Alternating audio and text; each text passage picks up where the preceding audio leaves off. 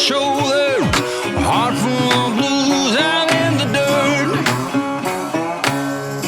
Down in the dirt.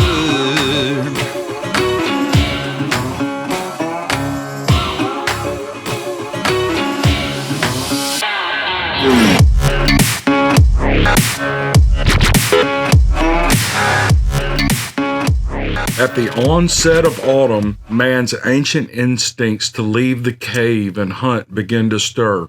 The inherent genetic code produces a beckoning from our ancestors to kill and gather our food. Today, we enjoy venison, elk, and moose steaks, not too much different than the late Pleistocene humans enjoyed a good mammoth or giant sloth tenderloin over a fire built at the site of the kill. Hunting is part of who we are. Sporting goods store sales skyrocket as men of this era spend absurd sums of money on anything from a bottle of doe urine to a $60,000 pickup truck to be able to get to the woods and hunt on a $10,000 per year lease, spend a few restless and freezing hours in a tree stand, to finally utter the words to their wife upon their return, "I got one." She rolls her eyes but remains silent as her husband tracks mud onto her kitchen floor while holding several pieces of an unprofessionally butchered deer that leaves a blood trail from the garage door to the sink. At which point the man states in his best Clint Eastwood impersonation, "Don't get mad, I'm feeding my family." At which point the wife rolls her eyes and walks into the living room to continue watching American Idol. She knows to let Tarzan have his moment. Hunting is a popular activity throughout the United States, and all over the civilized world for that matter. But in the southern United States, hunting is a rite of passage for many. They have just spent the summer taking care of the lawn and doing all the family vacation stuff, things that involve everyone else. Hunting season in the South is the time when men can focus on what they like to do. It is a quickening of sorts. The cooler the air and the changing of leaves bring men into a non-sexual rut. I think our necks actually get thicker this time of year. It's really weird how all this happens. Hunting is also a competitive endeavor. Who has the best rifle or bow? Who owns the best ATV? Which man can dress the most, quote, camo contemporary, unquote? And who is able to kill the biggest deer so that all the other dudes, hopefully, will talk about you to their friends, which they never do. Get into a conversation about what you killed last season, and the outcome will more than likely cause some anxiety, especially when you're the first to tell the story of your kill, meaning the next guy's lies will put your lies to shame. Never tell your hunting story first. You can always one-up your buddy if his lies seem too impressive. If there were witnesses, all bets are off, by the way. This is free advice from the author. No charge. Hunting is a strange and wonderful culture in the South. Most hunters, while they are all individuals with unique personalities, seem to talk the same language. To be specific, if you don't know the language, you might not be considered a good hunter and in the club. In other words, all the colorful and even dull personalities seem to take on the same shade of gray or some sort of it. At hunting camp, everyone looks the same and talks the same, usually drawing out their accents. It's really funny when people who are not from rural areas in the South suddenly acquire the most horrible accents.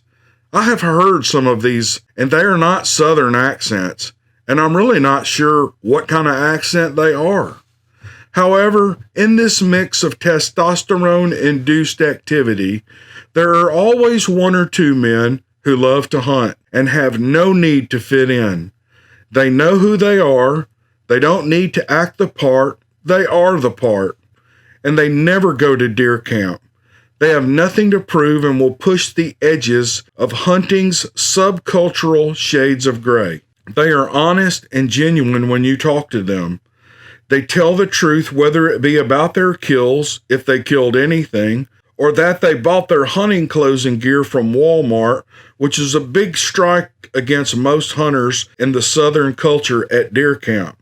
Don't get me wrong, we love our Walmarts, but we buy our hunting gear from Bass Pro. I mean, you don't want to appear cheap, poor, or trailer trashy. Really, why pay $20 for it at Walmart when you can buy it for $60 at Bass Pro? This story is about one of those genuine men who don't fit the gray hunting season personality color. He is more of a yellow, maybe a bright pink. His name is Frank Tucker. Frank the Tank Tucker, to be specific. Frank played football for a small Mississippi town high school, and he was good at it. Frank was an offensive lineman. He was and is 6'5" tall, and in high school he weighed just shy of 300 pounds. No one made a tackle on Frank's side of the line. The coach installed a play that called for Frank to pull from the right of the line to clear the way for a left-end sweep. Inside the 10-yard line, the play was a great success. Frank was fast and plowed down anyone who was unlucky enough to be between him and the ball carrier. The coach named him Frank the Tank the first time they ran the play and scored. 30 years later, the name sticks. Frank is a big and powerful man still. You know it when he walks into a room. Now, you might think Frank is the macho type, but he isn't. Frank is one of the most gentle souls you will meet and somewhat of an introvert. He doesn't talk much. He is the epitome of the gentle giant. Frank is married, and he has raised 3 of the prettiest and sweetest little girls in his county. To see him with his daughters would melt you. He loves his family, and those girls and his wife adore the man. Frank is also a very intelligent man. He is an industrial machinist with a global manufacturing corporation. He flies all over the world training machinists on new CNC milling techniques within his company. When a part needs to be built, the company calls on Frank to head the project up. He is blue-collar to the bone, and the dirt and grease stain his hands. And he loves his job. Frank is a great guy, and everyone loves him. But Frank has some quirks that you might find strange, even funny. But don't mention it if you ever meet him. You might embarrass him. Frank is afraid of bugs. Any kind of bug. Houseflies even make him shiver. He told me once that he goes through a case of insect repellent every spring and summer. You can always smell the substance on him. If he leaves the house, he covers every inch of his body with the spray and then tops it all off with the repellent lotion on his hands, ankles, and face. There's a name for this phobia, but I don't know what it is. Frank is afraid of the dark. His mother says that even as an infant, he could not sleep without a light in the room.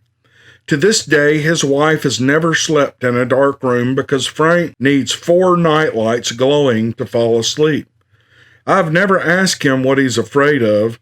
I suppose we will never know unless one of you good people has the brass to ask the giant man that question. There's a name for this phobia as well, and I don't know what it is. And last, Frank is terrified of Bigfoot. Frank has never seen a Bigfoot, nor, as he claims, has he seen any sign of Bigfoot, but he knows they are there. One of his buddies loaned him a book on the subject while he was in middle school, and he became obsessed. Since then, Frank has read everything he can find on Bigfoot, watched every movie, and probably all the social media stuff on the internet. Hardcore believer is to put it mildly, but he never, ever talks about it. How do I know he is afraid of Bigfoot, you might ask? Well, I'm about to tell you. Frank also loves to deer hunt. It is his other passion. In the fall, he gets the itch just like all the other hunters in this southern region, but Frank goes about it a bit differently. For example, Most hunters will set up a stand or blind at the edge of a field so they can see everything moving as it comes into the open areas. Frank places his shooting platform in the middle of the field, which isn't the worst thing to do, mind you, but his reasons are different than those of you who hunt this way. The thought of Bigfoot sneaking up behind him from the woods gives him the willies. So he sets his shooting house in the middle of the field so he can see Bigfoot coming from whatever direction. Frank is a planner. Being afraid of the dark also causes him to do things differently. Most of us walk into the woods with a single headlamp. There are times that I never turn mine on when the moon is out. But for the most part, we all go in with a small flashlight or pen light, and as soon as we can see at all from the morning light, we stow the light away. Frank takes several lights and uses every one of them. He has 2 lights he wears on his head. Bicycle lights he bought off of eBay that have 4,000 lumen or whatever. These were the brightest he could find, and they came with head straps. Again, one of these is the brightest bicycle light you can buy, and he uses 2. Frank figured out a way to get both lights on one head strap, and he lights the woods in front of him like a Chevy pickup truck. It really is amazing. I know. I walked in with him one morning a few years ago, and I could see all the way into Tennessee. He also straps 2 regular 400 lumen headlights to the back of his head so that the light shines behind him. On his pack, he uses 4 lights of some sort that shine to his left and to his right, 2 on each side hung from the chest straps. A hunter we all know that hunts with Frank said that one day he had settled in his stand really early and he saw Frank coming into a field from several counties over. He was sure it was an alien invasion of the third kind. He was actually a bit concerned until Frank stopped and coughed and then farted.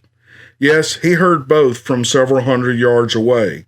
Once he knew it was Frank, he settled in and finished his coffee. By the way, deer stand coffee is the best on a real cold morning, but I digress. Frank's theory is that a Bigfoot will never know which direction he is walking and won't attack him. I think I agree with that theory. Who would ever know which way Frank is facing, even a Bigfoot with all those lights? Now, I'm not an expert on rifles. I know my rifle, but that's about it. But Frank has an assortment of rifles. He actually carries 2 into the woods every time he hunts. It has been discussed whether this is legal or not amongst a few of us, but no one wants to broach the subject with Frank. He is a bit touchy about the whole thing. Anyway, I think he carries a bolt rifle chambered in .308 and an additional rifle that shoots a .50 caliber bullet. It is a Macmillan rifle of some sorts that Marines use to shoot people through concrete walls and blow holes in engine blocks of tanks. The .50 is Frank's Bigfoot rifle. He says if he sees one coming, he can hit it from a distance and will not be in danger, or he can drop Mr. Foot before he gets to him. Now, neither you or I could carry 2 rifles of that size a half a mile to a deer stand, but Frank has no issues with that. Again, Frank is a big and powerful man, and I must say he looks awesome walking into the woods with a .50 caliber bolt rifle strapped to his back. So last deer season, Frank called me on a Friday night and asked if I wanted to go hunting with him on his place. He didn't invite me. He asked me to please go with him. Sort of like women always go to the bathroom together whenever they're at a party or a restaurant. Why do women do that anyway? I remember the phone call vividly. I picked up and Frank said, "Jimmy, what are you doing this weekend?" "Nothing, I guess. I might try to hunt a little Sunday morning," I said. "Okay, come hunt with me tomorrow. Can you make it? I need you there. I would love to see you, buddy." Now, Frank had invited me to hunt his place before, but something was weird about his tone. So I asked him, "Sure, Frank, I would love to. Are you needing help with something on your place?" "I just need to make sure Karen doesn't need me for anything in the morning. Can I call you back in an hour?" Yeah, call me back as soon as you can." And Frank hung up. That was weird, I thought. I cleared it with my wife and called Frank back to tell him that I would meet him at the gate at 5:30 the next morning. Frank's demeanor changed, almost like he was relieved, and he said, "Okay, Jimmy, that sounds great. I'll see you then." I rolled up to the gate the next morning. It was going to be a glorious day. The weather was forecast to be perfect, and I was excited. Frank had already parked at the gate when I arrived. I got out and we shook hands and talked a minute. Then he asked me where I wanted to hunt. I said I was thinking I would hunt that ridge on the east side of the property. You know, the place you put me last time. There are always bucks chasing does on that ridge, and maybe I'll get lucky. His reply was quick. "Oh, no. You don't want to hunt way up there. Those bucks are running close to the field. You should be on that slow hill above my field and catch them coming in there." And then he said, "Look, I was in here Wednesday late, and I heard the most god-awful scream come from the lower end of my field. Bigfoot has migrated to my place, Jimmy, and I'm sure he's looking for a mate. That is the truth, and I don't want you up there on that ridge by yourself. Plus, I have this big gun, and if he shows up, I can handle him and keep us both safe." I wasn't sure what to say. I had never heard anyone say things like this to me. You need to know that Bigfoot was never a topic of discussion between Frank and other people. I don't know if folks were afraid to talk about it with Frank or what, but I do know the subject was usually avoided. Somehow we just all knew Frank's issue with Bigfoot. Now here he was just talking about it out loud. We all knew he was terrified of Bigfoot. Now I was seeing that terror with my own eyes. I wasn't sure how to respond to him, so I just said, "Okay, Frank, that sounds good." I went to my truck and got all my gear. It took me a minute to throw on my backpack and sling my rifle. It took Frank 15 minutes to rig up all his lights, spray himself with a gallon of bug spray, and strap both rifles across his back, and then buckle his holster, which held some sort of military-looking black pistol. He slammed the trunk lid of his car down and turned to me and grinned. "Are you ready?" he asked. "I've been ready for 15 minutes, I said while rolling my eyes. Frank smiled and said, "I'm always ready for that Bigfoot. He could be anywhere." And then it all came together for me. Frank didn't want me there to have a good time and try to kill a big buck. He wanted me there to walk into the woods with him. He was using me. He was afraid of Bigfoot getting him. I was okay with that. I wasn't worried about Bigfoot, but I really wanted to hunt that ridge. No big deal, though. It was his place, and I would hunt wherever he put me. And then Frank started turning on all his lights. I felt like I was at a rock concert. I couldn't see anything. "Frank, we don't need all those lights. Just turn your headlamps on so we can see in front of us, and maybe I won't get retina damage. Jimmy, we need these lights in every direction. I want to blind that Bigfoot if he comes at me. You are seeing what he will be seeing. No way he will jump us with all these lights." "Okay, Frank, whatever you think. Let's get moving." And down the trail we started. To an observer, I'm sure it looked like a magical fairy light floating down the trail. We got to a small ridge above his field, and he told me to head to the stand we both knew, just a few yards into the woods. I would be set up within eyesight of his shooting house in the field. No way I was going to kill a deer that day, but no worries. I loved Frank, and I had my Kindle with me. It would be a nice morning of coffee and reading. I was into a good novel at that time. Frank kept moving down the trail towards the field. I watched in awe as the parade float moved through the woods. It was still dark, but I could see everything for miles. Frank was nervous. He always was when he walked to his stand in the dark. Honestly, I'm not sure why he even continued to hunt. I guess the terror was worth it to have good venison on the table or the chance at a trophy buck, but I will never know. As Frank creeped along, he kept his head on a swivel. I could see him from my stand moving very slow, much slower than we had walked together to where I was now. There was still no hint of light in the eastern sky, I don't think. I was almost blind from walking in behind him. Frank kept creeping along, and I was guessing at the edge of the field. I could see the leaves scattered in the field from 100 yards up into the woods. He lit the whole field up. It really did look like a night at the ballpark, and I got a few whiffs of insect spray from that distance as well. Frank heard something moving to his right. This was on my side of the field, and he stopped again. He took 2 more steps, and then a covey of birds flew off into the field. I heard it clearly. There's no mistaking that sound. We don't have many native quail left in Mississippi, but I know the sound from my younger years hunting birds with my father.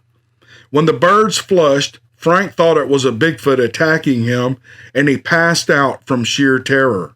I remember hearing a deep thud as if something were hitting the ground, but I never guessed it was his body thumping into the dirt. Of course, I thought Frank had gotten spooked and decided to stand where he was until the sun came up and he could see better. Nope, he was out like a light, but I didn't know that yet. I settled into my stand, finished my coffee, and started looking for any movement in the woods. Daylight had begun to creep into the eastern horizon. I panned the woods and got my bearings. Nothing was moving. I pulled out my Kindle and started reading. This was a really good book I had my hands on. Frank was not even on my mind. After an hour or so, I put the book down and panned the woods again. I looked at Frank's shooting house and didn't see any movement, so I figured he had made it there and had settled in. But as I panned to my left, I noticed the lights. Frank's lights. They were still motionless on the ground out at the edge of the field. Even in the full daylight of a Mississippi morning, I could see those lights clearly. I wondered. He could turn those lights off by now. If Bigfoot was coming, surely Frank could see him now. After another 20 minutes, I began to worry a bit because the lights never moved. It was time to go check on Frank the Tank. I climbed down and made my way to the edge of the field, and there Frank was laying flat on his back, snoring. Had he laid down and fallen asleep? I walked over to him and bent down to make sure he was alive, and he was. I reached down and shook him gently, saying his name a few times. His eyes blinked open and shut with a few flutters, and then a panic set in. He reached for my throat, but got my shirt collar instead. He dragged me to the ground with him with those massive hands and was reaching for his sidearm. When I saw that, I started yelling and screaming in his face that it was me. He kept reaching and missing the pistol until finally he slowed down and realized that he had his friend in his grip. When he realized it was me, I said, "What the hell's going on? Are you okay, Frank?" He rolled over and pushed himself up on all fours and took a few deep breaths. "That thing attacked me, Jimmy. Did you see it?" "What thing attacked you, Frank?" "Bigfoot. Are you stupid? Did you not see it?" "I watched you walk all the way down this hill and I didn't see anything." "You're crazy," he said. "That thing was creeping along in the brush beside me, and it came at me. I can't believe you didn't see it happen." "Nope, I didn't see a thing, but if you say it was Bigfoot, then I believe you. I knew it was that covey of birds that set him off, but I wasn't going to bust his bubble." He got up and dusted himself off. I could never stand up that quickly with 50 pounds of rifle strapped to me, but he bounced up like a little kid. Then Frank looked up at the full blazing sun we were under and asked me for the time. I told him it was around 8:30. He looked at the ground in disbelief and whispered, "Was I out for 2 hours?" "Apparently," I said. "I wonder why Bigfoot didn't finish me off," he said in wonderment. "I don't know, Frank. Maybe it was that smell coming from your britches." "Oh, man," Frank said. "I think I shat myself." "I don't think there's any doubt about that," I said, and moved away from the giant to get some fresh air. "Okay," he said. "I need to get home and get cleaned up. Jimmy, I'm sorry about all this." "Yes, you do need to get home and get cleaned up, buddy. Thanks, Jimmy, for coming with me. I hope you had a good time." "I had a great time, Frank. Thanks for inviting me." The wind was at our back, so I stayed behind Frank so I could breathe. Poor guy. We loaded up, and Frank laid paper towels all over his seat cushions and climbed his huge frame in his sedan and drove out ahead of me. I stood by the truck and took in the woods, the smells, the light, the fall colors. I took a deep breath and I just stayed in the moment. I was at peace and loving being there even if the hunt had been a disaster. I started moving to the open door of my truck, and from down in the area of Frank's field, I heard a series of deep moans that chilled me. I jumped in the truck and I drove away. I have Frank's permission to tell this story. He thinks it will be good information for those of us who spend time in the woods. He is hoping some of you good people learn a few defense techniques against an attacking Bigfoot. That might be the case. The lesson I learned was to walk in the woods with sunglasses and a roll of toilet paper whenever Frank and I hunt together. And if Bigfoot ever does come at Frank, I'm not sure what the outcome will be.